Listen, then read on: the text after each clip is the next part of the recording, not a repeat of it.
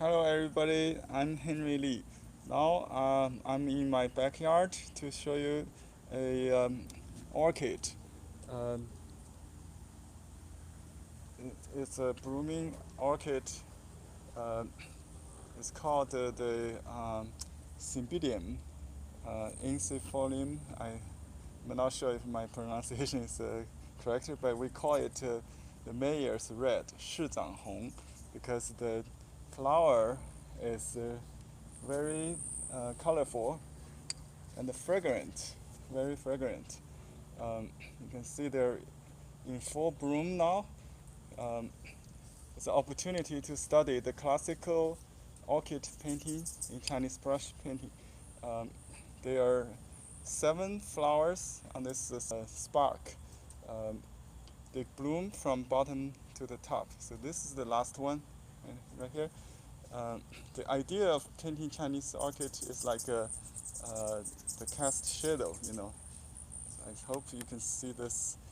Um, so, but we can also use color if we wish. Um, but classically, we just use ink. So I'm going to do some ink studies. Look at this cast shadow. Look at that. I should take a picture, shouldn't I?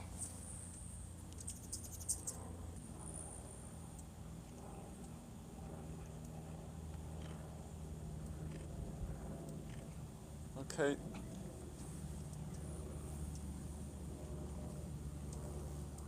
That's my model, and I will review some the classical formula. We call it style formulas from the book Mustard Seed Garden Manual of Painting.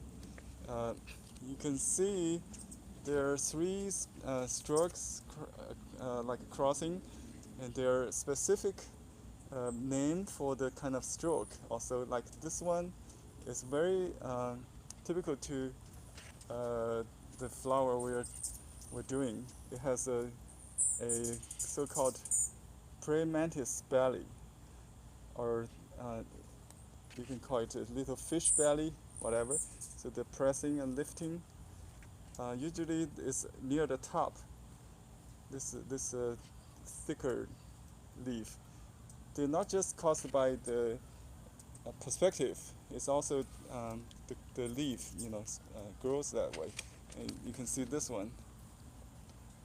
This one, the belly is very clear. Let me put my umbrella on so I can paint.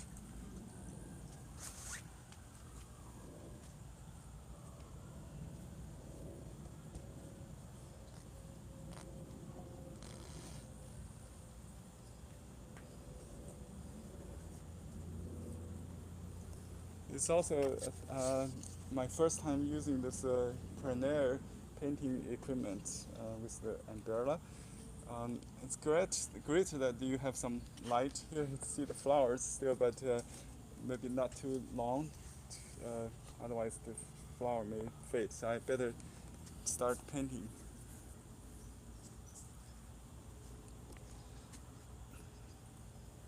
I use a whole bunch of brushes, and I will using the new flat brush. You can use the classical um, calligraphy brush also. I may use both. So that's the advantage of this brush is that, you know, with a regular brush handle and 3 triple head, so you can make broader lines. It's like this brush, the Heki brush, but with a round handle, so it's easier to twist. When we paint the orchid, you know, you have to twist.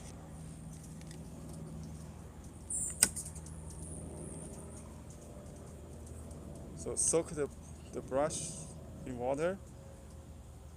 I should have a paper towel, but since it's outside, I can just do this. Get the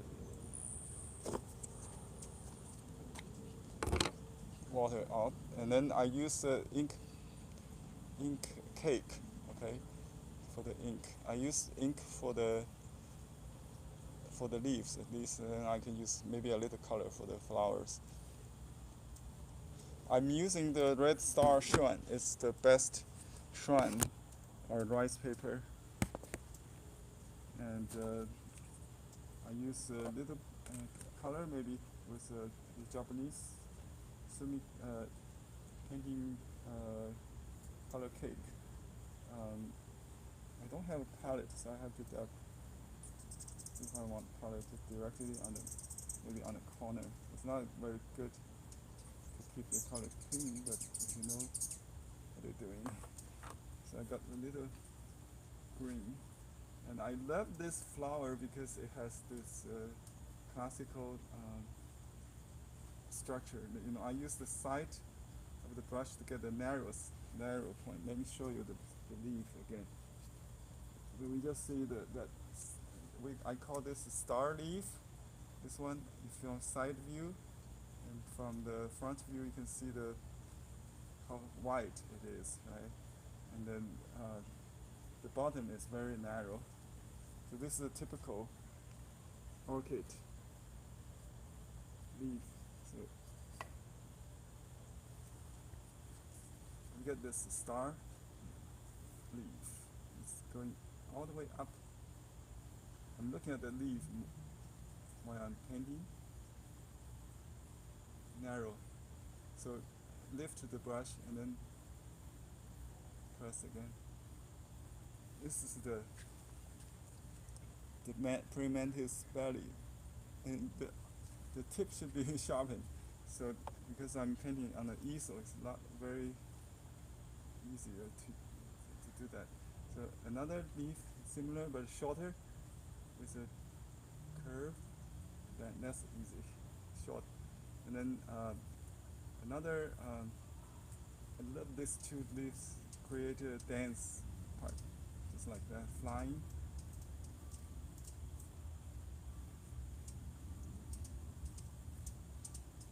And let's just make that bottom kind of dance. You have to get used to twist the brush to get the narrow and the white according to your need. Just take us a little bit of practice. Make a friend with your brush, I call it.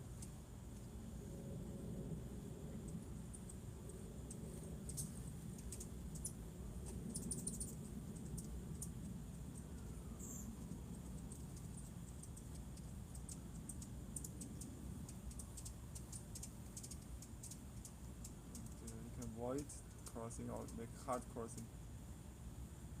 It's another young leaf shoot.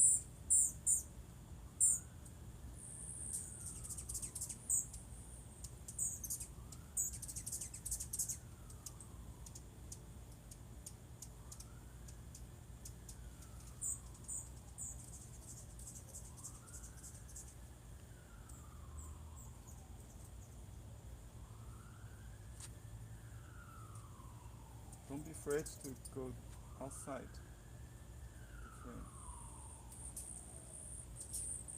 We don't have to do exactly what we see. We try to look for the pattern of the 3 crossing strokes.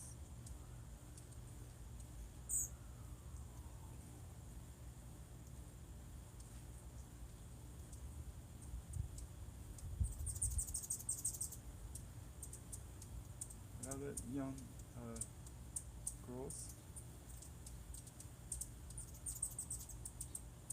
is behind.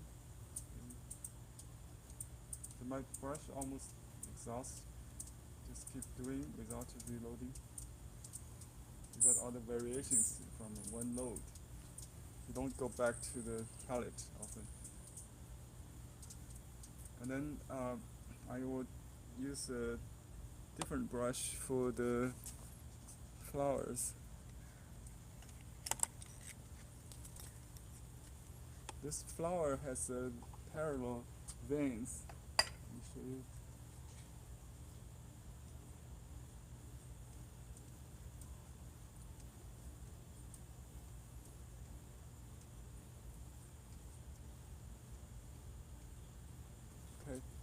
So I can use a flat brush to easily catch that. A double load with a light yellow, white first. Get a little yellow, white.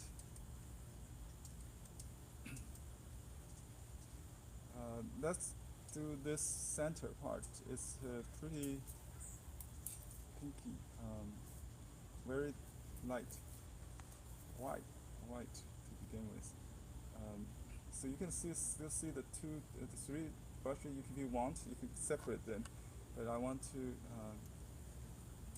if I want, I can adjust the shape with my fingers. So this center, there are two strokes white. So let me just do all the center with the light ink, because on this rice paper, the previous stroke will create a resist effect. The later stroke added will have a watermark. That's the beauty of this paper.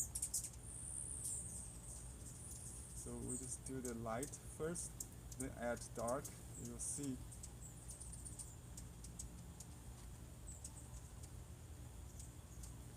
Okay, now I just use another corner for the dark.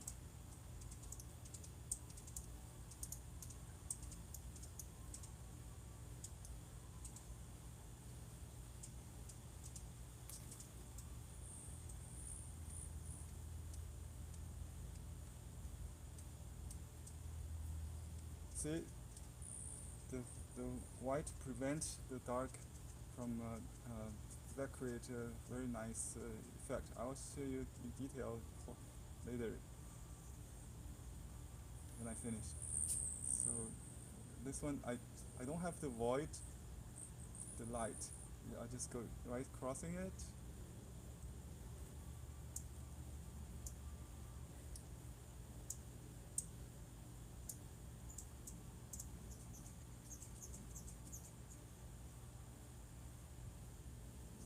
See, I just overlap them. See what happens. It will create a watermark automatically between the two layers.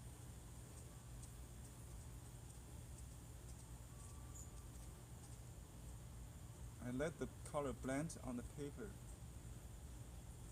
Oh, this is a little bit too pinky, peachy. Let me just add a little white.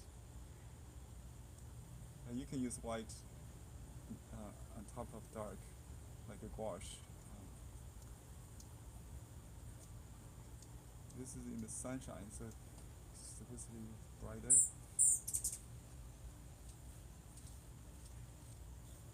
You don't have to count, but there are 7 total. You don't have to do the back, so there's another one on the bottom. Let's do the light first, then the long one on the outer side. I love that parallel, based on the created by the shape of the brush, parallel veins. Okay, then I'll just add little stand.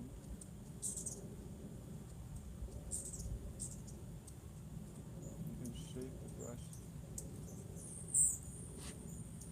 Use your fingertip.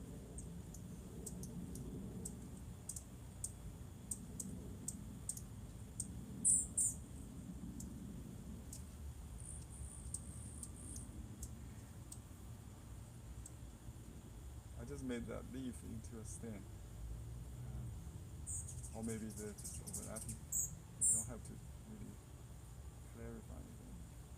So there's another flower behind. I can really barely see, but I just use the leftover ink to suggest that, so make that part a little dense. And you can paint another bud. Usually in painting we don't paint all the flowers blooming. We can go back to the early stage, a little bit, so it will be like that.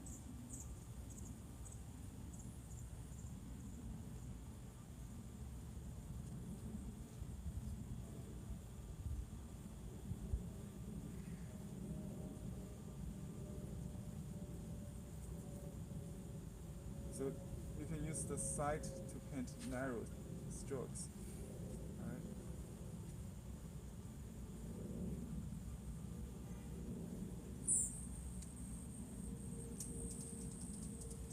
That's it. There are some dark Hollings. You can use a detail brush, small brush, any small brush. And dotted that with a rouge, maybe a little green with rouge, make it darker.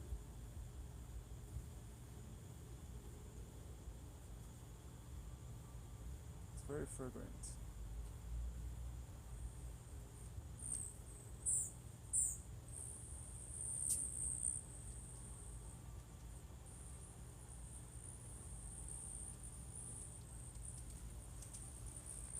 It's getting more realistic. If you go to the classic book, you don't see these details. So we learn from the books, then we learn from nature. There are two steps of learning. So you can use online to study this. Actually, it's very detailed. Look at this, how realistic study. You see this tongue, just exactly what I see here. It's a real flowers. Put it side by side. See that? Look at this. So you can do outline studies, and then you can do the profile or the silhouette with the ink and this. This is basically what I did. Okay. Thanks for watching, and if you like to learn these basic principles of Chinese painting, get this book and go to my online class. This is my lesson 1 on Orchid.